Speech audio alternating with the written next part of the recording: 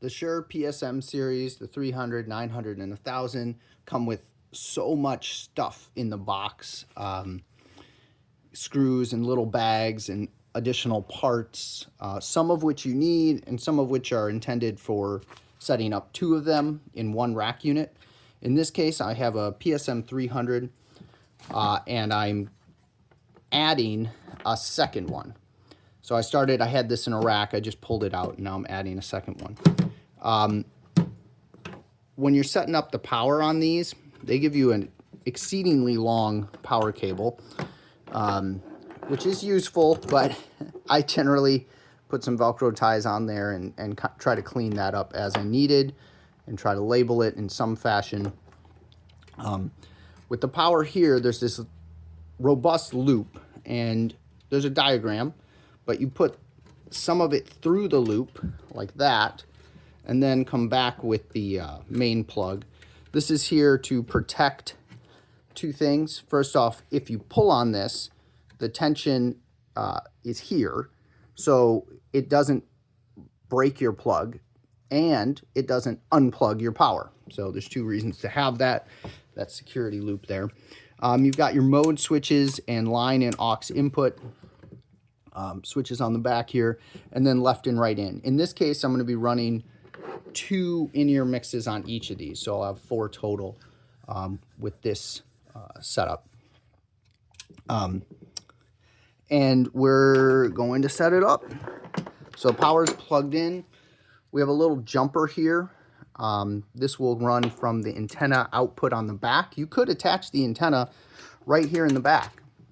I've done this before, especially if the unit isn't in a rack. If it's in a rack though, you attach that there, and then you have to run it to the front.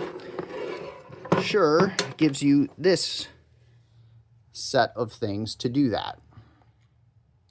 And the way you set this up, and I've seen it done other ways, but this is what I recommend and what I think is in the manual, is you put the threaded part on the back.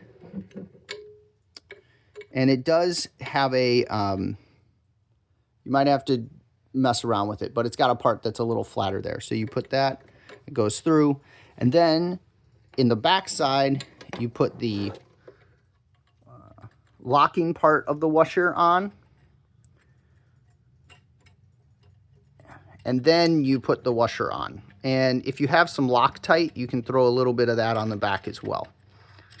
There's definitely an argument to be made to put this on the front so that you can easily get to it and tighten it. But definitely take a minute and make sure it is in fact tightened up with a pair of pliers like so. And because of that slightly misshapen front part, it doesn't spin. It's really actually quite handy. So that's pretty well locked on there. And every year or so, I pull them out and I'll tighten things up. So then the antenna attaches here. So this is just an extension for the antenna. Don't overthink it. If you lose the little washer lock part, okay, it doesn't matter. It's just an extension. You want it to be secure to the front of the unit. And this can be cleaned up if you want once it's in the rack.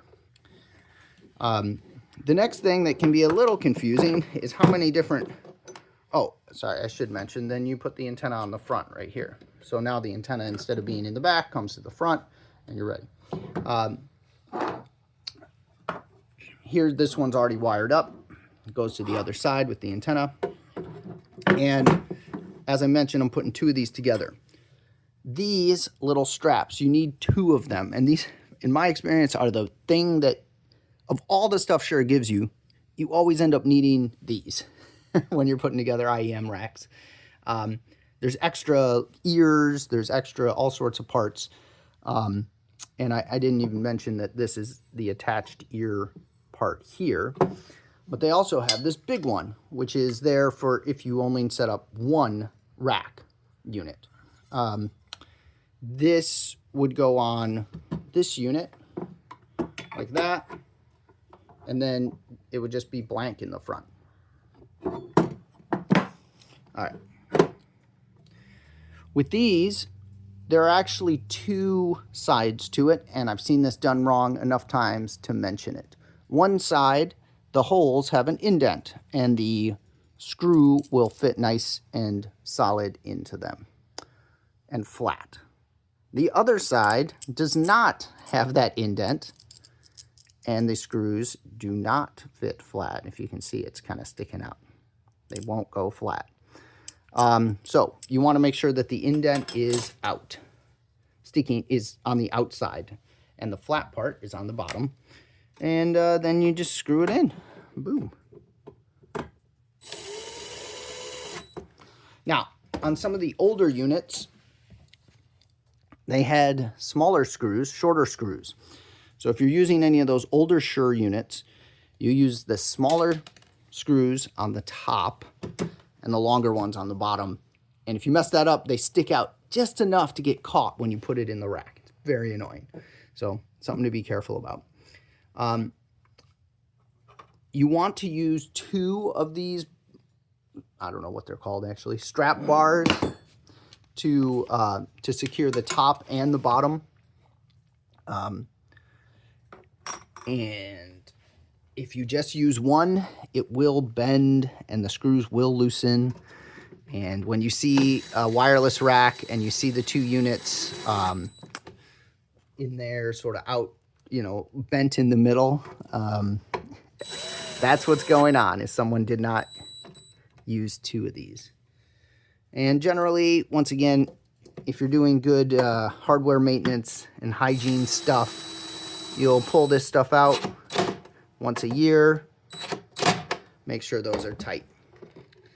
So it feels secure, but you want to do one on the bottom. And this is where it's arguably more important to have that flat part towards the unit and the part that is indented that holds the top of the screw facing outwards so that this is flush. And I don't over tighten these, because once you put all four on both sides, they kind of pressure tighten against each other as the metal flexes.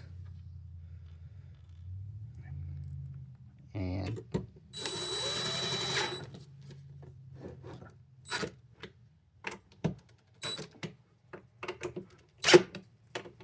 that one was a little loose.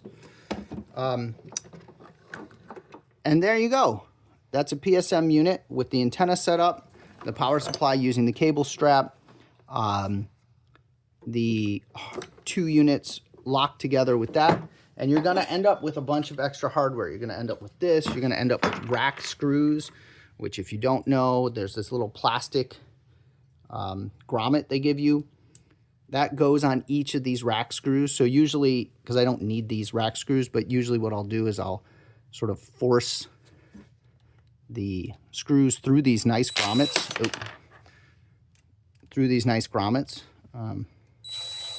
like this. And this way I don't lose the grommet. I hate that.